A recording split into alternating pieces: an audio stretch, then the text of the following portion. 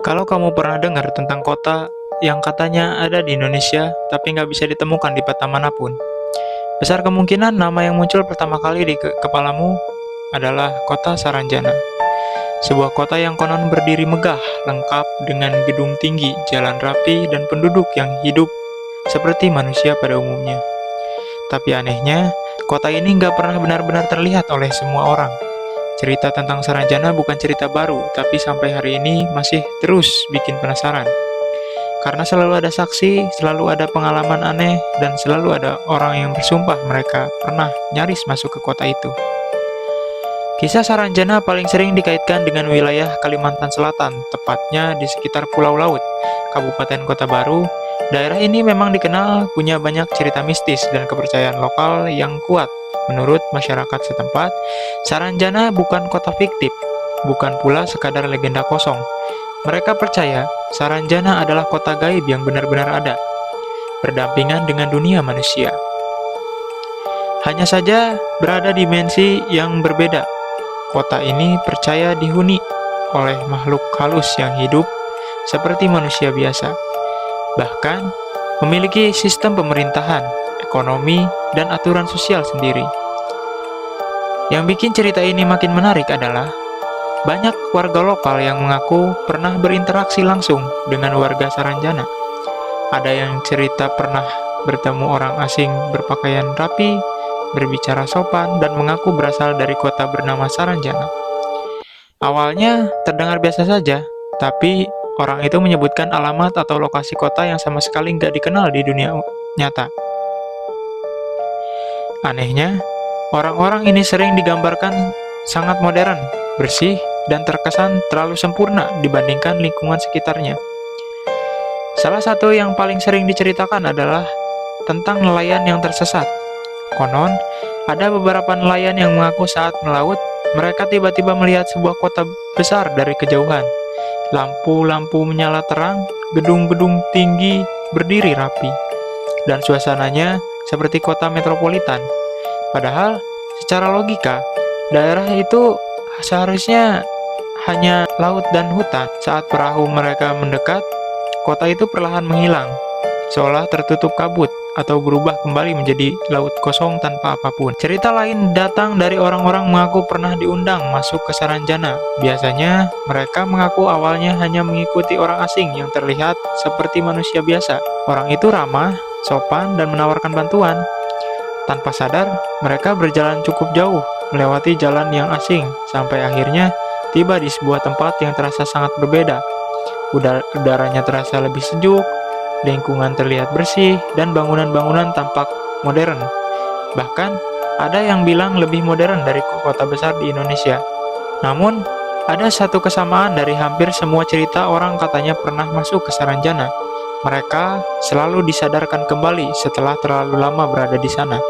Biasanya dengan cara yang aneh.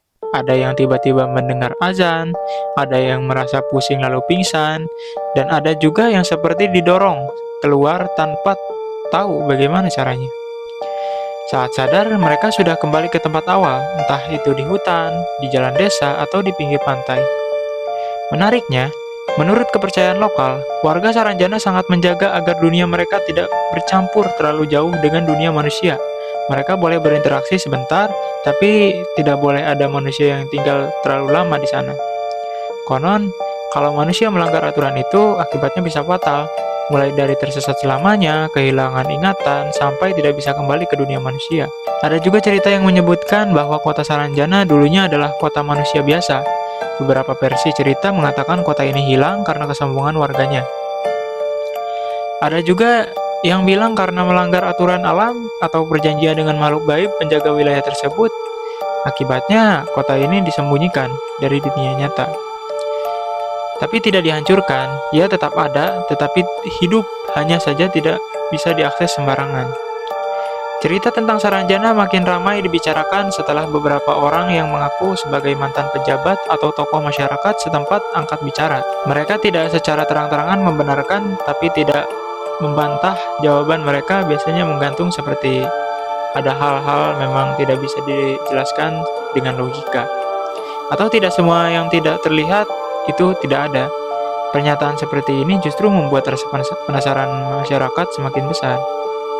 Bahkan, sempat beredar cerita bahwa beberapa instansi pemerintahan pernah didatangi oleh perwakilan dari kota Saranjana. Mereka datang dengan penampilan rapi, membawa dokumen lengkap dan berbicara sangat formal.